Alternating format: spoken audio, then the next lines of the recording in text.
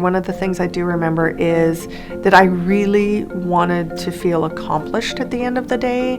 My siblings and I, we would sit in the back of my parents' Suburban and we would read Archie comics. I would always want to come home with like the biggest stack I possibly could.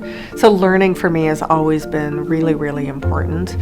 When I was in kindergarten, I remember doing a lot of playing, a lot of social skills, learning to get along, all those things. That wasn't to say that I wasn't doing pre-reading skills at that time, but this real push that, we need students to understand text and start reading. I worry that we've taken the fun and the joy out of it, and that really concerns me. I know the statistics about third grade and pipeline to prison and those things, and so I do want students to know how to read, but I also don't want them to look at it as something they have to do and it feels bad and then they fight against it. I worked for the Indian Education Department for Minneapolis Public. The main thing I do now as a consultant is I've freed up time to help teachers with tools that they don't have the time to do. So one of the big things I did was aligning Indigenous learning standards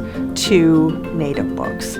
And so that was really helpful because a lot of teachers say, well, I don't really know what books are good and I don't have time to read them, or I don't have money to purchase them, or my district doesn't have an account with that particular publisher. I also don't want to take away from teacher autonomy, like to decide what's good.